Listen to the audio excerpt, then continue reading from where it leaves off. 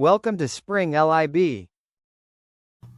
For this question, we're asked to derive an expression for the intensity in the interference pattern for three equally spaced slits. So here we're going to express the term in terms of this delta, where delta is the phase difference, and it's equal to 2 pi times d times the sine of the angle theta divided by lambda. Here, where d is the distance between the slits, and of course, lambda is the wavelength of light. So the waves have the exact same amplitude, which we're going to call E naught, and angular frequency, which we're going to call omega. And they're going to have this constant phase difference. So there's going to be three different waves emerging from the slit, each with different energies, and we can use those energies to find the intensity. So we'll call this one wave one. We'll just call it W1 for wave one. We're going to start here. So E1 is equal to E naught, that amplitude that I was discussing. They have the same initial amplitude, times the sine of the angle, omega t.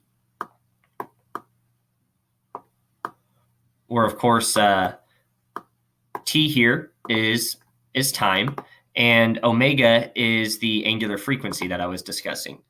Okay. Wave 2, we can call this W2, has energy we'll call it E2, and it's also equal to E naught, right? Because of the same amplitude, times the sine of omega t. But this omega t has the phase shift that we were discussing above, delta, so this is plus delta. Okay. And then the third wave, let's just do this to draw a distinction here. So we'll call this wave 3, has energy E3. It's also equal to E naught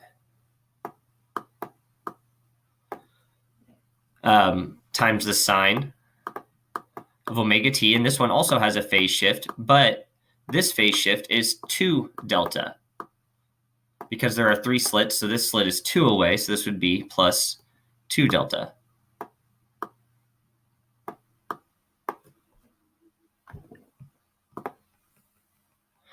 So by using a trigonometric identity, we can then get the sum of all of these, right? So first I'll write out the trigonometric identity that we're going to use, and then I'll start adding these together.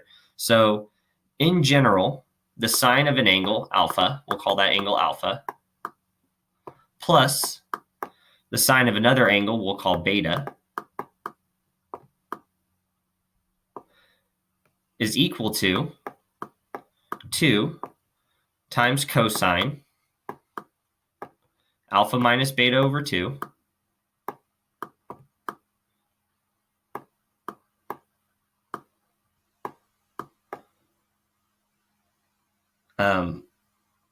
times the sine of alpha plus beta over 2.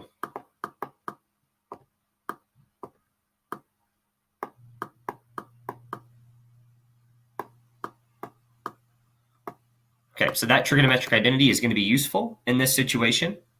Now that we have that written out, we can reference it later. So the sum of E1 and E3 is as follows. So we're going to take E1, we're going to add it to E3.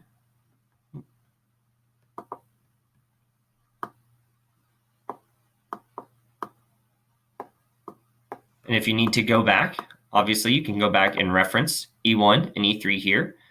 Both expressions have that E naught term, so we'll just go ahead and pull that out front. And this gets multiplied by everything else. So this is sine of omega t from E1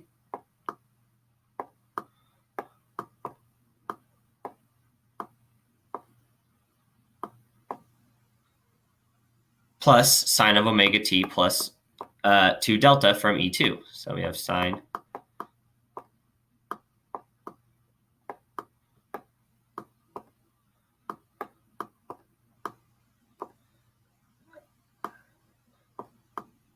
okay. So now you might be able to see why we wrote that expression above, that trigonometric identity. So now instead of alpha and beta, we have omega t and omega t plus 2 delta.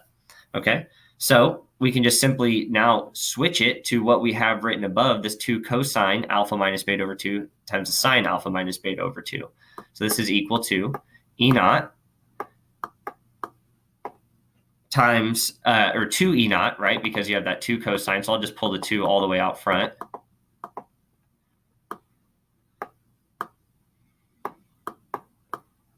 E naught times the cosine of alpha minus beta over 2, where alpha is omega t and beta is omega t plus 2 delta. So omega t minus omega t plus 2 delta is just simply 2 delta over 2.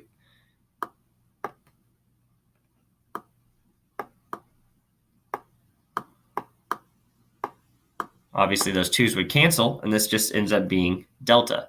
So we have, oh, I forgot to write the cosine here. Sorry about that. Let me fix that. So this is the cosine of 2 delta over 2. Okay.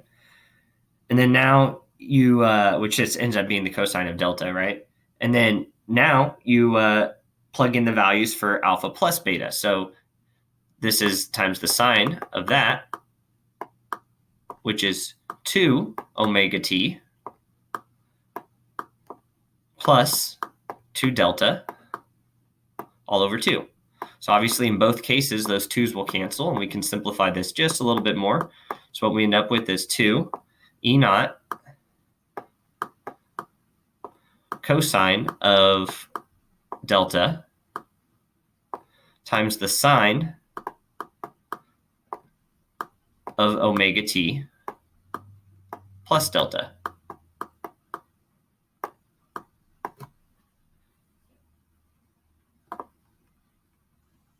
So the total electric field at the point P that would be on the screen would be E1 plus E2 plus E3. So now we have E1 plus E3. Let's just add E2 to it. So if you go back here, you can reference E2 once again.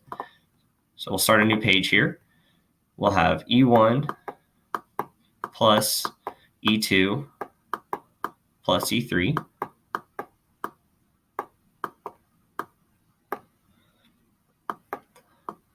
This equals what we just found above, or before, 2 E naught. I'm going to do some abbreviations. Instead of writing cosine as COS, I'm just going to write it as C and then put parentheses. So if you see a C, that means cosine of a value. And if you see an S, that means the sine of a value. I'm just going to do that to save some time. It's a little bit faster. So that is the cosine of delta times the sine of omega t plus delta, right? Plus, that was E1 plus E3, but what's E2? E2 is E naught times the sine. Again, I'm just going to write S for sine. And then in parentheses, omega t plus delta. Okay, so that is the total E field. We can simplify that just a little bit further. This comes down to be 2 times E naught, because they have E naught in both expressions. And this gets multiplied by 1 plus 2 cosine delta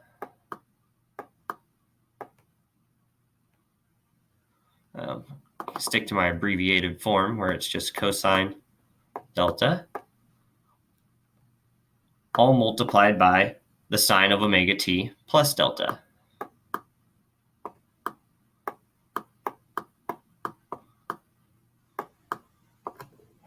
So E1 plus E2 plus E3 is 2 E naught times 1 plus 2 cosine delta, all multiplied by sine omega t plus delta. But I is proportional. Intensity is proportional. This is the symbol for proportional here. Well, let me draw it a little bit nicer. Okay, to the electric field squared.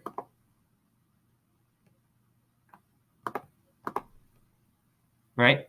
So since we know that the intensity is proportional to the electric field squared, we can simply square everything. So this electric field squared is equal to E naught squared times 1 plus 2 cosine delta squared times the sine squared of omega t plus delta.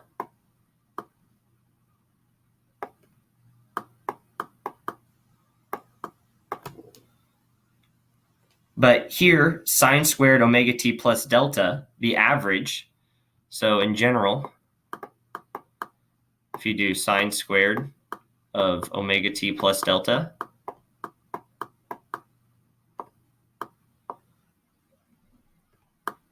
and you take the average of that, this is just a general property of sines and cosine functions, this is equal to 1/2.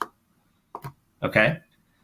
So I naught is max when cosine delta is equal to 1. So we also have, we can say I naught max at cos delta equal to 1.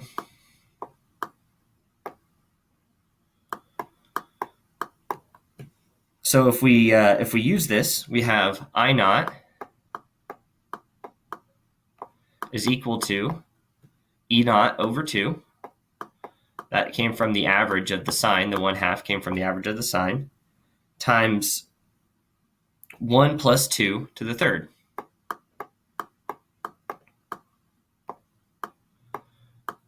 Again, I did that because I say cosine delta is equal to 1. I naught, or sine squared omega t plus delta is equal to 1/2, the average there. So what we end up with is E naught squared times 1 plus 2. So we can simplify that down just a little bit, and this gives us the expression 9/2 E naught squared. Oh, I forgot my squared term here. There you go.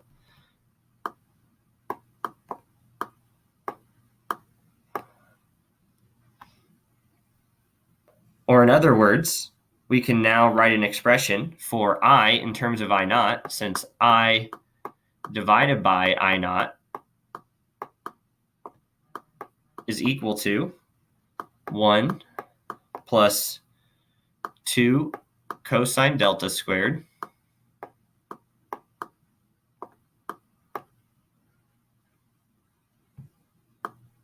all of this is squared divided by 9. Or in other words, I is equal to I naught over 9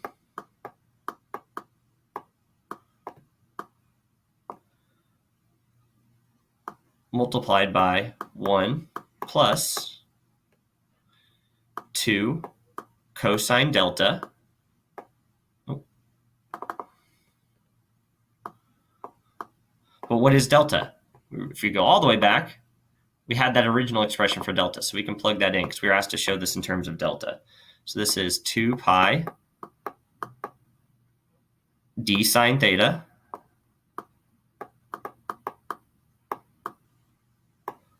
all over lambda. And then all of this gets squared. And we can box that in as our solution for part A.